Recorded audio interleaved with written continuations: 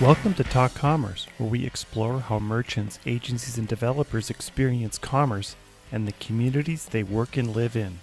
Don't forget to collect your free joke at the end of this intro. This week we interview Thien-Lan Weber and talk about the open source letter that was posted on September 14th from the Mage Open Source Community Alliance. The letter is creating quite the buzz in our community, and it has already been signed by more than 1,300 people as of September 17th. We talk about where Magento open source is headed and what that means, especially to merchants. We go into OneStepCheckout and some real numbers that help merchants decrease cart abandonment. If you don't measure, you don't know. We also talk about why OneStepCheckout has adopted ShopWhere as its second platform. My wife said that last night I was shouting Gollum, Gandalf, and Bilbo Baggins. I must have been Tolkien in my sleep. The Talk Commerce podcast is sponsored by SwiftOtter. E-commerce developers solve problems daily. In fact, some of those seem like mountainous hurdles that must be climbed in a matter of hours. Stress levels can go through the roof. No wonder the plague of burnout affects developers too. But there's a vaccine for that. Investing time in your career will take you farther than you ever imagined. Meet SwiftOtter. SwiftOtter exists to help you become the e-commerce hero that is indispensable and irreplaceable at your company. We do this through Magento certification study materials and Joseph Maxwell's most recent book, The Art of E-commerce Debugging. Go to swiftotter.com to learn more about how you can quickly climb the ranks in your quest to be a better developer. While you're there, use the coupon code TALKCommerce for 15% off any digital goods at swiftotter.com. Cloud is the new normal for companies of any size. Buying, maintaining, upgrading, and disposing of machines is expensive and complicated. Amazon Web Services, managed by eWay Corp, offers an easy-to-use, flexible, cost-effective solution to all your infrastructure needs. eWay Corp can provide a secure, reliable, scalable, high-performance network that will make your office hum, not literally. eWay Corp has saved its customers an average of 31% on their IT costs while adding 62% to the bottom line efficiency. To top that, their customers have seen 43% fewer security incidents. Go to ewaycorp.com to learn how you can start saving money and headaches by moving to the cloud. That's ewaycorp.com. My name is Brent Peterson, and I'm your host. Please remember to subscribe wherever you download your podcasts. And now, Talk Commerce. All right, welcome today to Talk Commerce. This is our OneStepCheckout edition of Talk Commerce, and today I have Thien-Lan Weber. Hi. Why don't you Hi, go Brent. ahead? Hi. Why don't you introduce yourself, tell us what you do, and tell us one of your passions in life. Yeah. So, I'm Thien-Lan Weber. I work at OneStepCheckout, a major Magento extension provider. A bit of myself, I've been working for over 20 years now. And when I look back, 1/3 of it was in retail, offline. So as a management consultant, a brand manager in cosmetic brands, and 2/3 in online and digital. So I worked at eBay, PayPal, and the last 5 years at OneStepCheckout. I was born in France, and I grew up there. And I also lived and worked in many other countries, including the US, in New York, in Taiwan, 12 years in Sydney, Australia, 1 year in Zurich, Switzerland, and 4 years in Oslo, Norway, so quite international. And for the last 2 years, I've been back to France, and I'm now in south of France, between Cannes and Nice, on the French Riviera, not far from the sea and mountains. So working remotely. Yes, it sounds terrible. I feel so bad for you having to live there. I do appreciate, I think, I don't know when the last time we saw each other. Maybe it was in Meet Magento Germany in 2019, but you always showed up with Norwegian candy bars.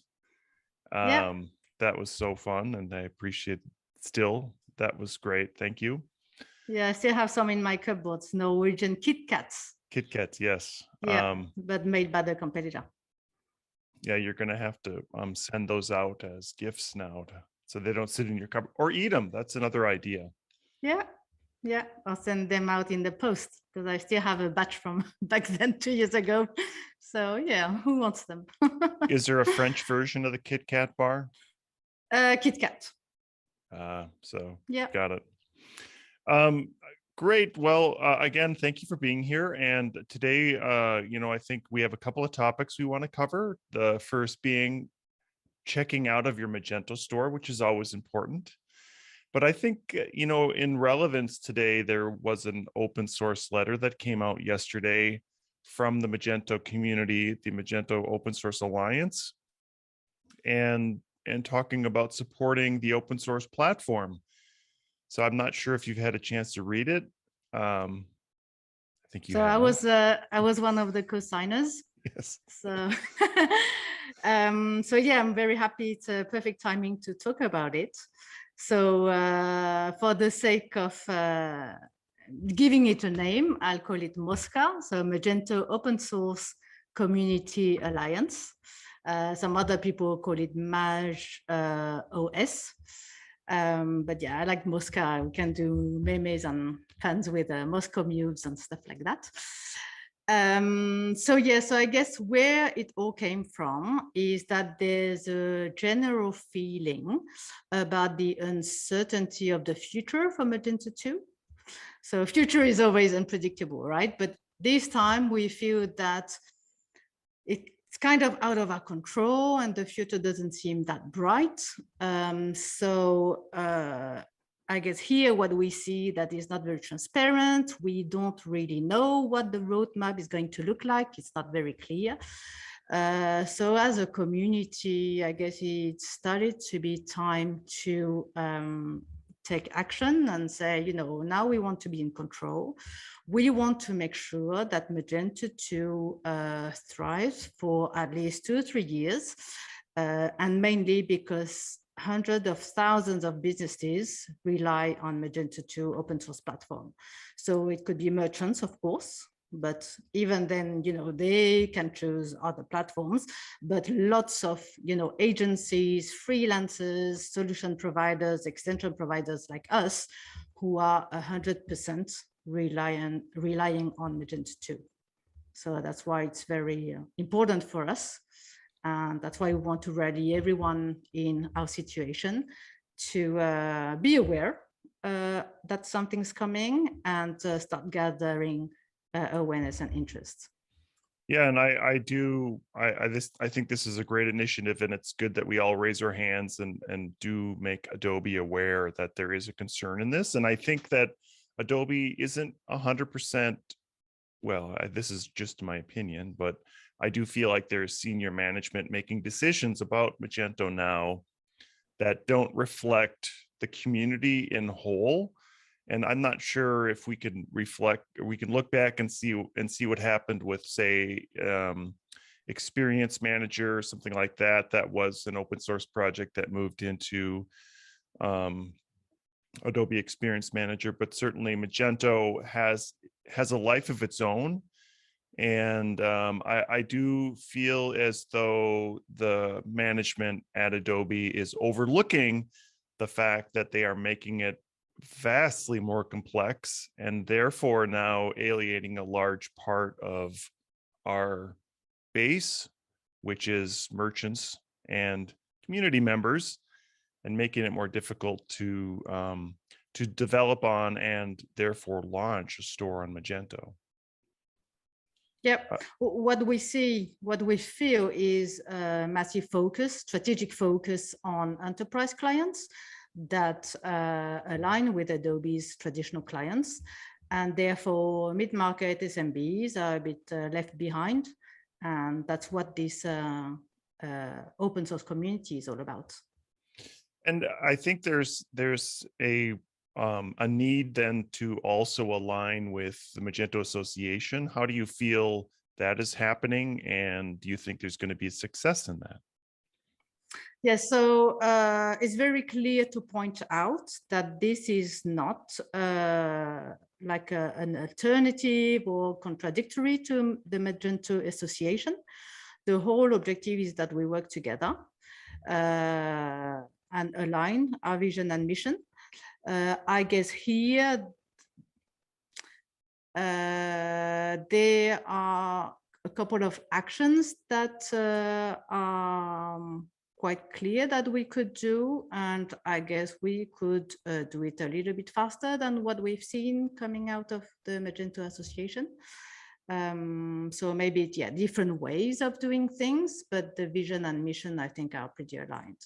So how we do that could take a bit of time, but I need to make it clear that, you know, we are all working together, and same with XDN, the Extension Developers Network. So it's a separate entity, but again, the vision is that, you know, we are high quality extensions. Most of our business is done on Magento 2. So we need to make sure that the platform lives and is constantly maintained, and that there is still innovation going on there. Yeah, I know at the very beginning you kind of mentioned you want to ensure Magento 2 stays around for at least 3 more years. I think the reality is that Magento 1 is still widely used and has been around for more than 10 years. And I think that Magento 2, regardless of where it lands after Adobe continues to butcher it, will be around for a long time. Do you think that this initiative is going to be something similar to the Mage 1 initiative and the Magento, I can't remember the other one, there's an open source version, or there's an open source fork of Magento happening as well on Magento 1? Yes, so Open Mage LTS. So yeah, so the beauty of this initiative is that there's been a lot of benchmark that has been happening. So talking to these people who did a fork on Magento 1, talking to other open source communities as well, and trying to get best practices, asking, you know, Open Mage, you know, what would have you done differently, and taking all that to form a solid organization that can probably do more things more quickly, and have a lot more contributors, have more impact. One thing that I have noticed is that a lot of this change, or a lot of these things are being driven from the European community. Do you think that is just because you're in a time zone and you're talking, or is it that the Americans aren't interested? So from experience, I can tell that the Dutch Magento community has been one of the longest standing. So one of the first one and one of the biggest one. I think they have the highest number of Magento developers per capita. So yeah, so the people in that initiative, they come from mainly Germany and the Netherlands, where the community is very, very strong, very tight knit. And I guess that also comes from the fact that some of the leads in that initiative are the founders of Huva, which is a theme that removes a lot of pain points of Magento 2, mainly the user experience, but also the developer's experience. So based on that, it kind of came from that and their immediate connections and network, but very quickly, they reached out to other countries, and yeah, with time zone, you know, within 24 hours, they readied the list of co-signing people on that letter, and lots of signing people. So yeah, we could see when, with time zone, when countries were waking up, the boost in the signatures of that letter coming through. We're like, oh, it's time when the US wakes up. Let's see what happens. And we're like, oh, when is India waking up? So yeah, it's a bit like a Eurovision. I'm looking at the screen right now. It's up to 924 signers now, so that's good. So what do you think is the outcome of this? What is, so as a co-signer, what would be your expectation of this from Adobe? What response would you like to see? So number one call to action is to continue to sign. We know there are thousands of people in the community, active people in the community out there. We still need to reach out to them and get them to sign. The more people, the more power we'll have in with that letter and that statement. And then second step for us is to get organized and run through a couple of actions and, debates, have like a general assembly and agree. It's very collaborative. So even, when we talked about the fork, there was a lot of, we challenge each other saying, is it the right decision? We need to make sure that it's backward compatible. We don't want merchants to have to choose between the fork and, the existing Magento 2. So I think the more people, the more debates we'll have and the stronger the solutions will come out of everyone's point of view and input. Got it. Yeah, I think this is very exciting, and I think that the Hoofa theme has sort of sparked the interest of the Magento community again, and now this is just going to continue some of that interest. And I think it's going to be difficult to decide when do you fork, and is it now or is it until they start splitting out services? I think one thing that at least it was made clear last year was that they weren't going to move to microservices. They wanted to do isolated services, but regardless of however they decide to split, if they split up Magento and the core, however they do it, it is going to make it more complicated. And deciding on when is going to be a big debate. So that'll be interesting. I did see that Yissa, where we had a green room conversation about how to pronounce his name. As I do on every episode, I have to go through a number of minutes on pronouncing everybody's name. But Yissa did a Martin Luther 95 Theses post this morning, which I thought was very interesting. And myself, being a Lutheran, can relate to that. And do you think this is the time where we're putting our theses on the door of the Adobe headquarters and saying, here's what we want?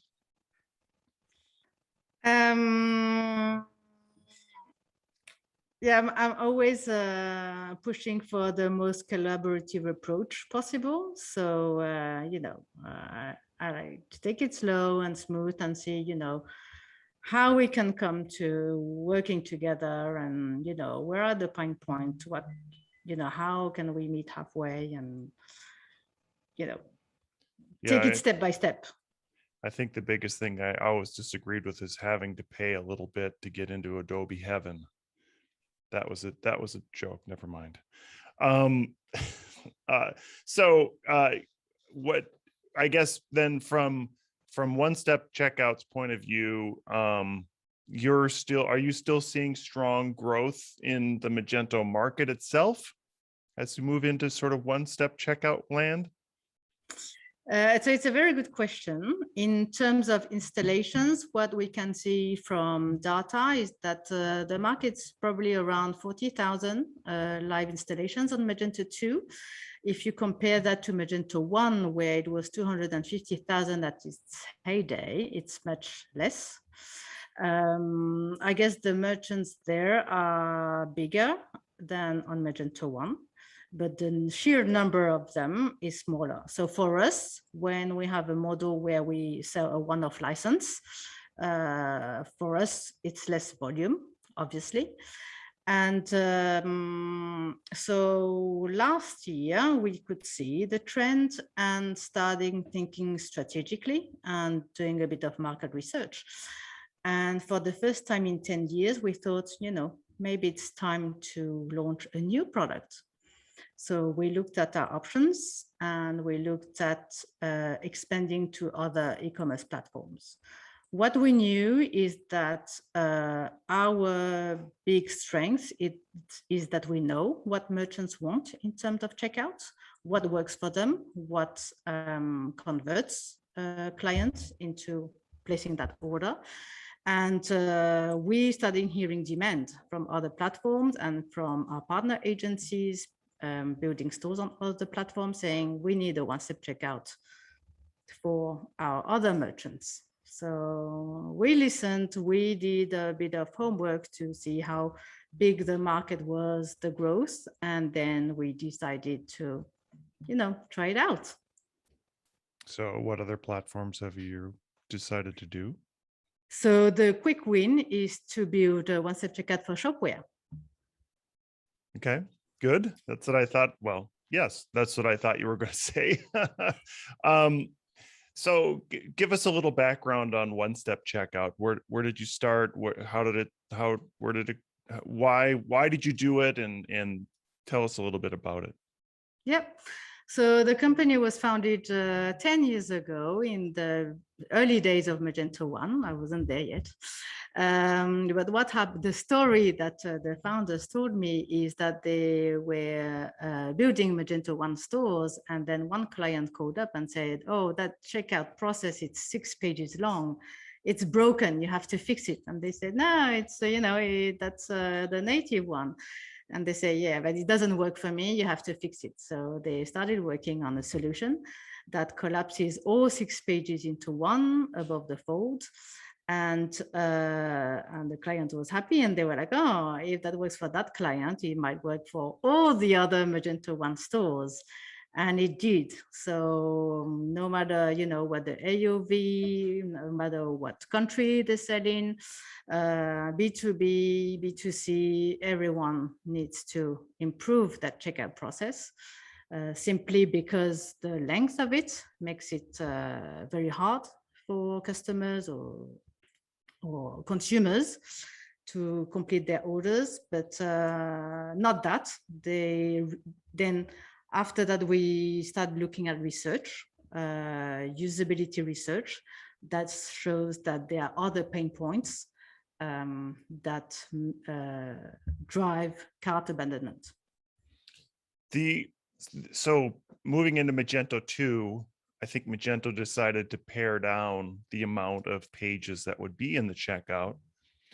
Do you have an idea of why they didn't choose just to go to one-page checkout in the first place? Is there a reasoning why somebody wouldn't want a one-page checkout? From what I understand, it's a different view of things, different philosophies. It might work for some people, it might not for others, but we knew that there was a market for making it one page. And even though you think, from 2 pages to 1 page, the difference is not that huge, as opposed to 6 pages to 1 on Magento 1. But what we could see is that research is strongly showing that one of the key factors for cart abandonment is that consumers don't see the order total upfront. So you place an item into your cart, and then you press checkout, and you see a first page with approximately the price, but then you don't see how much you're going to pay for shipping, tax, and so on. And only on the second page, you see all that. And then if you want to change, the shipping address, then you go back, you change it, and then you have to go back to the second page to see the new amount. And that's driving a lot of friction. And what we allow is to, at one glance, you change all your parameters, you change your payment methods, your shipping methods, and you see how much you're going to pay, because some people, that's how they buy. They have a budget in mind, and then, they make it work. I can go and pick it up if it's saving me $5 instead of shipping at home, things like that. So that's quite important. And so, yeah, we allow that for merchants. And do you have any statistics? I'm sure you've done some testing on the checkout process and the not just cart abandonment, but just the, I guess it would be more around how many people start and don't finish as compared to people that actually finish the whole checkout. Yeah. So global benchmark states 70% cart abandonment. So that means out of 10 people who place an item into the cart, only 3 place an order, and you lose 7 of them. And that's massive, because I see how much effort merchants put into driving people to their website, personalizing and doing all those clever things to get the right product in front of the right person, to have, vibrant images, high res, really add a beautiful description. But in the end, if that person adds all those items into the cart and then doesn't check out, it's all lost. So a lot of investment wasted just because the checkout process is not optimal. Yeah, and that's I mean, it's a great reminder to merchants on why the checkout is so important, and that you shouldn't fool around a lot with the checkout, and make it as optimum as possible. What are some of the things that you've learned over the years that merchants ask for as they go into the checkout process? So the other big barrier and what's blocking consumers from checking out is what I call the registration wall. So how many times have you wanted to buy something, and then you click on checkout and there's a big page saying register now or log in, and you're like, oh, too hard. And so what we're allowed to do is to go straight into checkout and allow customers to create an account in the flow. So because they already have to enter the email anyway, they can just tick a box and enter a password.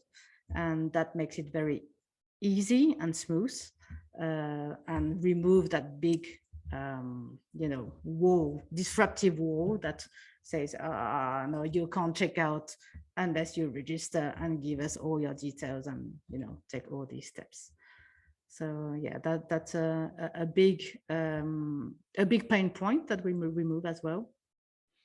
Yeah, that's a good one. And I can say from experience that there's many times I've been to a site and all of a sudden they say, well, put in your email address and create a password. And then, if you use a password service, maybe it's not available or something like, or whatever the reason is. And then after a while, you forget what you were doing. And then suddenly you're ordering ice cream. I think you're exactly right. Getting that quickly, getting it to the point of being able to purchase quickly is the most important step. Do you see continued innovations coming on how you can further streamline the checkout process? So yeah, one piece of innovation is mainly, how we integrate with the shipping and payment. So on the shipping side, of course, with COVID, we see a lot of click and collect solutions that are rising, and also, lockers. So shipping providers, they now offer to deliver in specific lockers in some places, just like Amazon. So we integrate with that, and it's been working quite well. And in terms of payment, I've been very interested into buy now, pay later. We see a lot of our merchants using those. And also, when you look at those websites, they all claim, massive improvement on checkout conversion. So I think as a result, if you combine that plus a streamlined checkout, it all multiplies. And So I can see that trend from our own merchant perspective, but also in the news. So I don't know if you've seen, but Klarna, for example, they are valued at $45 billion. I think 6 months ago, their valuation was like 30 billion, which is massive. Another key player is called Afterpay in Australia, and they have been acquired by Square for $30 billion as well. Lots of Australian solutions actually are on the stock market, and they are acquiring many other players in other countries to be able to, it's what do you call that, external growth. And they can then cater for 10, 20 countries very quickly by buying the key players in those countries. And even I think yesterday PayPal acquired a big player in Japan as well. So it's all happening. It's like the big the high growth segment in payments right now, and we can see it from different angles. Yeah, and to be clear, the way the checkout process in Magento works, it doesn't matter if it's an Afterpay or if it's a Pay Now, or it flows in, and these things are all incorporated in OneStepCheckout. So you don't, as a merchant, you don't have to be concerned about which payment provider you offer. You could offer all of them, or offer one. So, I think, again, coming back to the way the merchant sees things, is it better as a merchant to offer a number of payment methods, or is it better just to offer one at a time, get them in and out? So if you look at research, some consumer who drop off of checkout, one of the reasons they state is that the merchant didn't offer their preferred payment method. So I think it's important to know which one are preferred by your consumers or customers.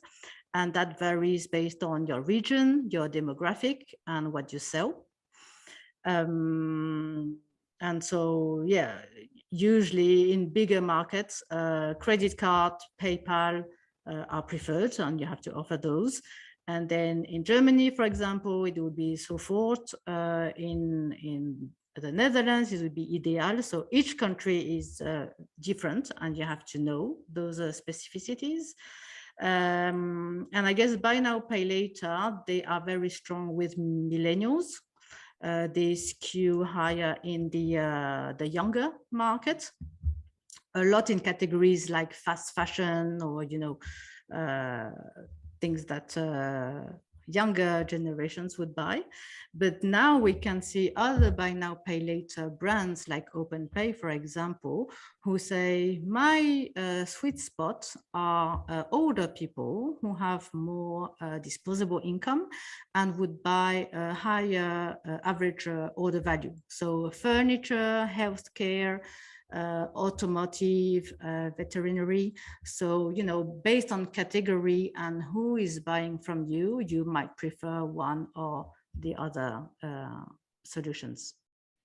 Yeah, I think there is mixed reviews on buy now, pay later. I know that I have to buy, I buy running shoes about every 3 months, and I can't imagine if I were to stack up, $120 or $150 times 4. And then, it does sort of perpetuate a cycle of having to pay for something later. Anyways, that's another debate. And then, so how do you see shipping fit into that? Are you seeing more and more merchants just offer free shipping nowadays? Yeah, it's kind of the expectation. I think Amazon Prime, they set the trend a couple of years ago. So everyone's like, oh, why would I pay for shipping if I can get it for shipping for free? And that's the number one reason for cart abandonment, when shipping cost is too high. And mainly, usually, if it's not zero, it's too high, right?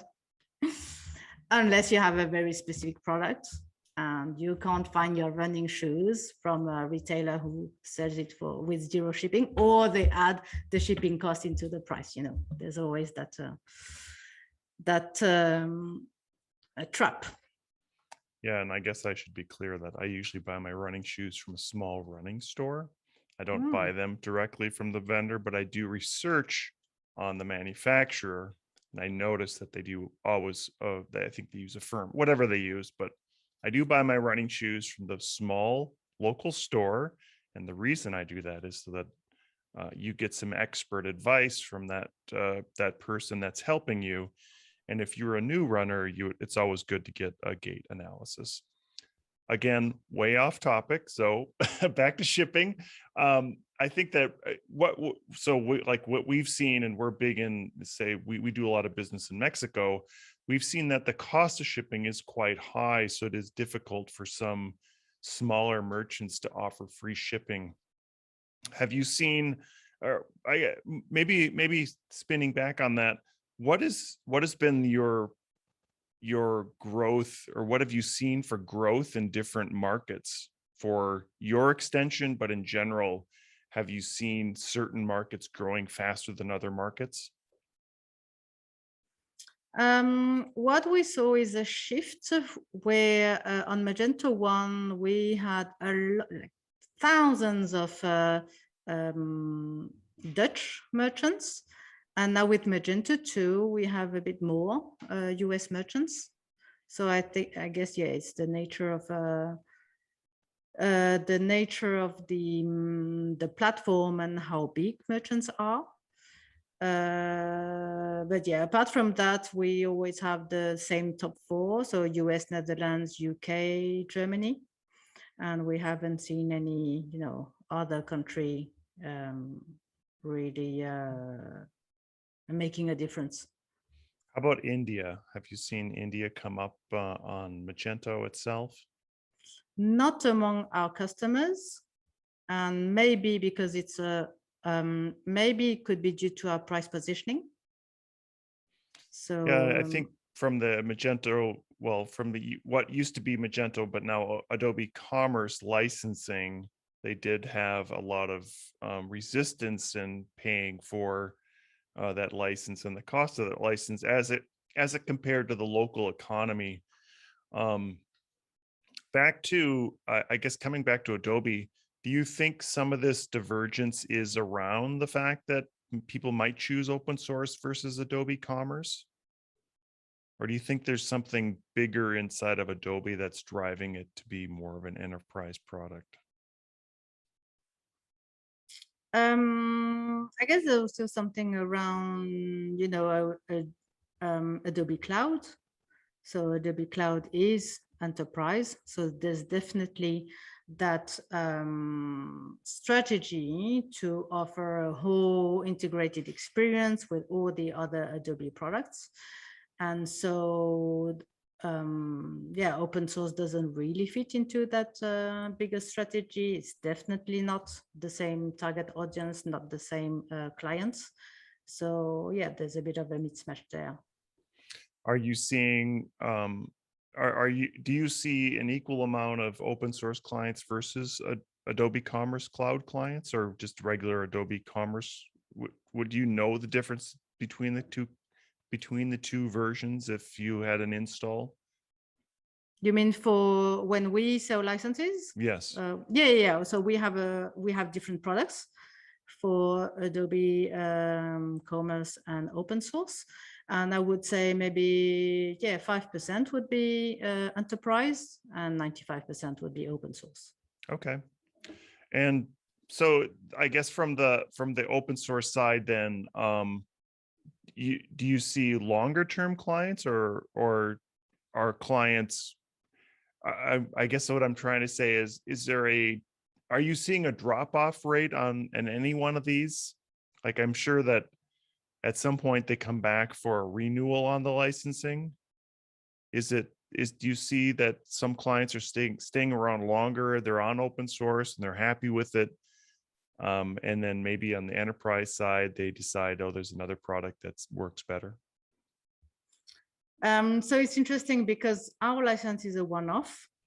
So, they buy it once and then we don't know if they continue or not, unless, I go and check the site and see if it's live or not.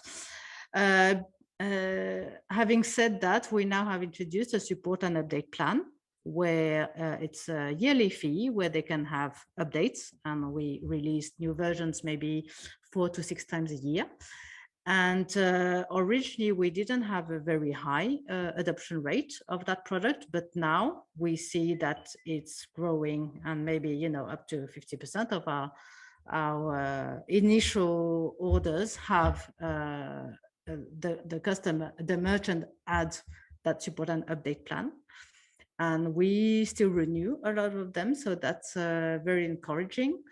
And I guess it's because of the innovation that we add. So we add new features, we add new compatibility as well. And now with Huva, you know, when we announced that we are compatible with Huva, we had a lot of response saying, oh, that's fantastic, I want to see that. And then within 3 weeks, one of our partners said, oh, look, we have a live site with Huva and OneStepCheckout. And we looked at it, we're like, wow, it's so fast and the experience is amazing.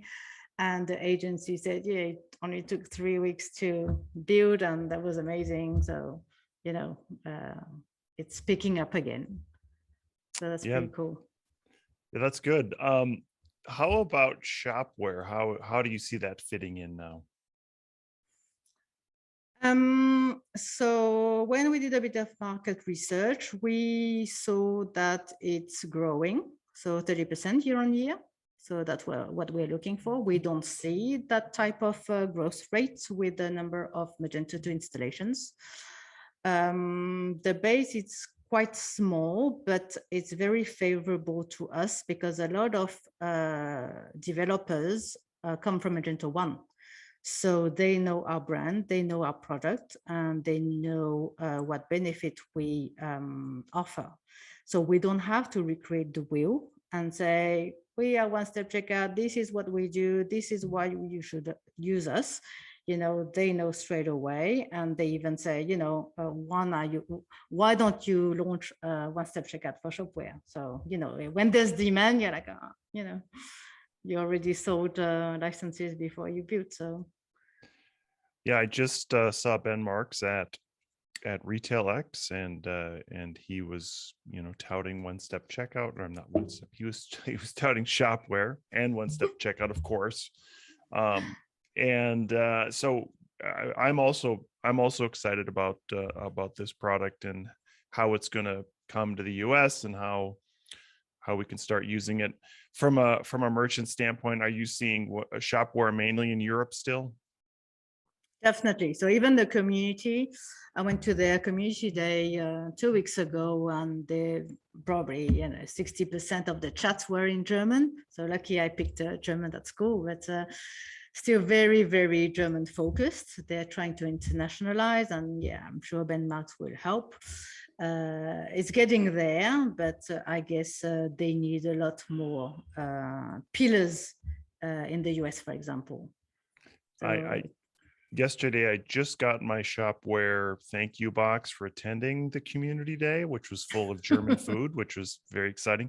No Norwegian Kit Kat bars, which I was disappointed about, but I did enjoy their community day, and I thought it was very well put on. I particularly enjoyed the I can't remember the name of the company. They have baby for me or something. It was a baby company. Baby One, something like that. There was a one. Yeah, Baby One, and the two siblings were presenting on their store. I looked up to try to tweet, and they don't have a Twitter handle, which it's quite funny. I think that that I know it's an older company, but that they hadn't moved into the Twitter sphere, and I wanted to tweet about them. But anyways, I enjoyed that Shopware day, and I really look forward to having a day where we can do it in person again. It's funny what you say about Twitter, because I think it's a Magento bias. Before joining the Magento community, I had no interest in Twitter. I didn't understand how it worked. I had an account just to have one, but I only started using it because of Magento, and most of my tweets today are Magento. So I think outside of that community, it's not that used. I think Shopware has a unconference coming up. Is it, yeah, April of 2022? Are you looking forward to this event or events like that in Europe again? So is it a in-person event? Yeah, I believe they've announced like Shopware Uncomm for something like that in Cologne, which any in-person event, I'd be very happy to attend because I've been missing it so much, and I'm sure you have too. Absolutely, yeah. I went to a couple of events in Texas earlier in the year, and it was fun to kind of get to see people again. Retail X happened in Chicago here, which is traditionally around 20,000 people. I think there was 1,500 that showed up. So, the people are still a little hesitant about joining some of those events, but it is always good to, there's value in seeing people in person and talking and learning more about what's happening, and finding out about what your other competitors are doing, finding out about what are the newest trends in the industry. So I guess speaking about that, what do you do? How do you keep up with what's happening nowadays in our industry? Twitter.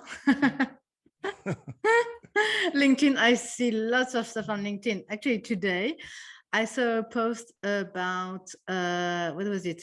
Like a talk between Amadeus Payments, PayPal, Klarna. So I don't know if you know that company called Amadeus. It's like a big travel company, and I know it because it's based where I live. So it's the biggest employer in my area. And basically they are very big in travel. So they sell to, Expedia and all those travel agencies. And now I see they're doing payments. So I'm like, so I dig and I try and understand what's happening there. So yeah, on my LinkedIn, I see a lot of things in e-commerce, payment, fintech happening. And yeah, I tend to read that. And then from there, I go and see, other articles and find out that way. But yeah, I forgot to ask you, what are your thoughts about ShopWare being based in the US and, close to US merchants? I think there is definitely a need for something like Shopware in the US. There is, I think the trend is to go to a SaaS platform, and I think SaaS can't do everything you want, and especially as you look at checkout, the checkout is such a place where people want to do what they want to do, and there are so many niches there for checkout. And I think Shopify really controls your checkout, and it doesn't allow you to do a lot. BigCommerce is a little bit better. They have an SDK at least. But if you really want to dig in and do something in your entire site, you need to have a open source platform that allows you to do that. And I think what we've seen is Magento has become more complicated. It is very difficult to hire people and get people interested in even learning about Magento, unfortunately. And then what we've seen again from Adobe is that they're pushing it up market, even if they decide or state that there is an SMB version or SMB play for Adobe Commerce. The reality is that it does really work well for bigger merchants. It works great for small merchants too. Let's face it. I think that the messaging though doesn't play well to those, and and Adobe needs to do a better job of saying that this is still an easy platform to use, and it doesn't have to be complicated.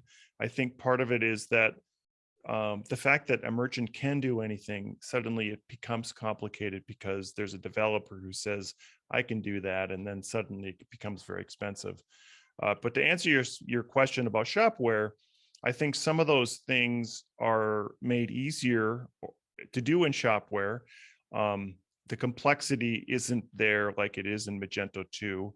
So there is a need for that type of solution here for the smaller merchant, for somebody that wants to control their entire experience and doesn't want to have, they don't want to rent their code or rent their store. They own the store and they can take it with them wherever they go. So I'm excited about it. We are going to make a commitment to becoming a Shopware partner as Magento, and working on trying to get some merchants in the US is a big part of that.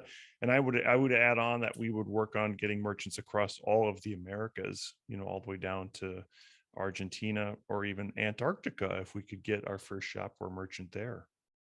Wow. And so what would you see the main barrier to selling the Shopware platform to a US merchant? The only barrier right now is just education. I think just getting people educated around what Shopware is and how it can help them. And I think that's just up to every agency or developer and educating the client on why that's a good solution for them.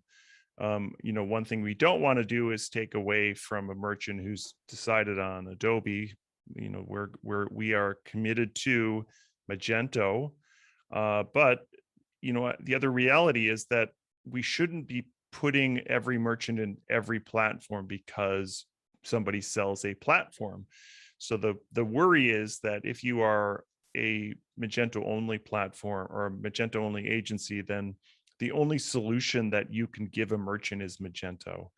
And there is other reasons why merchants need other solutions. So maybe if somebody wants to just get something launched in 7 days and they don't want to deal with any maintenance, and then they're going to take their store down in a year or something, maybe BigCommerce is a better solution for that merchant. Or maybe they are only doing a couple $100 a month in the beginning or something. There's all kinds of reasons, and there's all kinds of merchants, and there's different merchants for different platforms. And we don't want to be that agency that says, okay, you're a merchant A, that you need to be in Magento, and you're merchant B and you need to be in Magento. And we want to be ready to offer a solution for the merchant rather than saying this is the solution they need. So I believe Shopware fits into that. Fantastic. So we have a few minutes left. Why don't you tell us a little bit about what you're doing, or what would you give some advice to a merchant right now in terms of making their store better? What I like to do, and we do that a bit on the OneStepCheckout blog, is to show examples of Magento 2 stores using our products. And often I come across, lots of categories and lots of merchants who sell the same thing. Like, for example, home furnishing, home products. We have tons of them selling lights, selling fireplaces and home decor. And I guess it's interesting to look at your competitors, to see at other people who are selling the same thing in other markets and get inspirations from, what they do well.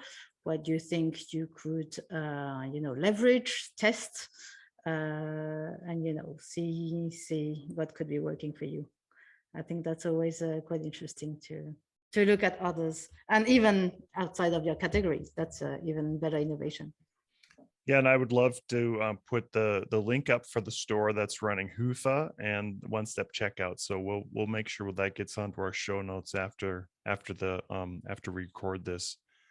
All right. So as we finish our conversation today, I always give people a chance to do a shameless plug about anything they'd like to plug.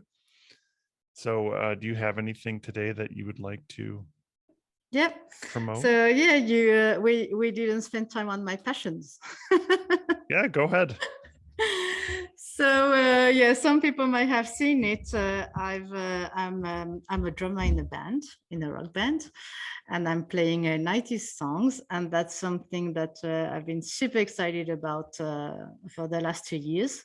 The first year we had COVID, so I couldn't play much, but last year I was able to put together a mini concert in a bar, and that was so exciting. That was my teenage dream. So yeah, so that's so I invite you to have a look at our YouTube channel. My rock band is called South Attitude. And so if you Google South Attitude in YouTube, you might find some Bollywood stars or whatever, but try South Attitude Rock. And then you might say, oh, I can give you the link. That would be easier. And yeah, we had a couple of cool songs, and I'm quite excited about it.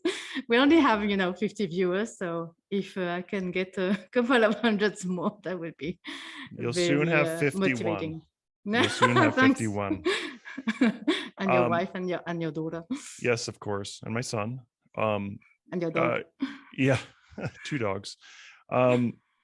I know that a couple of I don't know when one of the Imagines, one of them when there was at the M, Ben Marks and a number of other people in the Magento community did a rock band at Imagine, which was very fun. My family is musical. My daughter is a singer and my son is a guitarist, and my wife was in the choir at church, and I play the piano. So we are we're always Perfect. Always interested in musical stuff. So that's great. I'll make sure we get that link put on the show notes as well. And I love that. That's a passion. I noticed there's a lot of developers that are piano players. There must be some connection between the math. Yeah, the math and inside of being a pianist and the math and being a developer or something like that. I have no idea. Just the keyboard, I think. Maybe, yeah. I was trained as a classical pianist, and I left the piano when I was 16 because I wanted to play jazz, and my teacher said, no, you have to play exactly what's on the music. And I said, okay, I'm not going to do the recital. And that was it. And later in life, for me. Yeah, later I did learn how to sort of mimic a guitar on the piano. And so I just started playing with just the keys and whatever. It was fun. Anyways, so I've enjoyed the experience of growing and learning. And just like we grow and learn in our e-commerce community, I think it's always good to grow and learn in something other than what you're doing for a job. So I applaud you at being a musician in a rock band. That's fantastic. So we look forward to seeing you at T-Mobile Arena as part of the rock band for the Adobe Summit in 2022. Sure. Can't wait. I'm practicing already. So tell us, as we close things out, your role at OneStepCheckout. You're what is your official title there? CMO. So basically, I do sales, marketing, lots of partnerships. I do main things except for coding, to be honest. Yep, same here. I do many things except for coding. I have done coding, but everybody prefers that I don't do it. So. Well, Thien-Lan, I really appreciate you being here today. Thien-Lan is the CMO for OneStepCheckout, and it is the leading checkout provider for Magento and now ShopWhere. Thank you for being with us today. Thank you for having me. Have a great day. Bye. The Talk Commerce podcast is sponsored by SwiftOtter. E-commerce developers solve problems daily. In fact, some of those seem like mountainous hurdles that must be climbed in a matter of hours. Stress levels can go through the roof. No wonder the plague of burnout affects developers too. But there's a vaccine for that. Investing time in your career will take you farther than you ever imagined. Meet SwiftOtter. SwiftOtter exists to help you become the e-commerce hero that is indispensable and irreplaceable at your company. We do this through Magento certification study materials and Joseph Maxwell's most recent book, the art of e-commerce debugging. Go to swiftotter.com to learn more about how you can quickly climb the ranks in your quest to be a better developer. While you're there, use the coupon code TALKCommerce for 15% off any digital goods at swiftotter.com. Cloud is a new normal for companies of any size. Buying, maintaining, upgrading, and disposing of machines is expensive and complicated. Amazon Web Services, managed by eWay Corp, offers an easy-to-use, flexible, cost-effective solution to all your infrastructure needs. eWay Corp can provide a secure, reliable, scalable, high-performance network that will make your office hum, not literally. eWay Corp has saved its customers an average of 31% on their IT costs while adding 62% to the bottom line efficiency. To top that, their customers have seen 43% fewer security incidents. Go to ewaycorp.com to learn how you can start saving money and headaches by moving to the cloud. That's ewaycorp.com. Thank you again for listening. My name is Brent Peterson, and it has been my pleasure to be your host today. Please rate and subscribe to Talk Commerce. New shows out every week.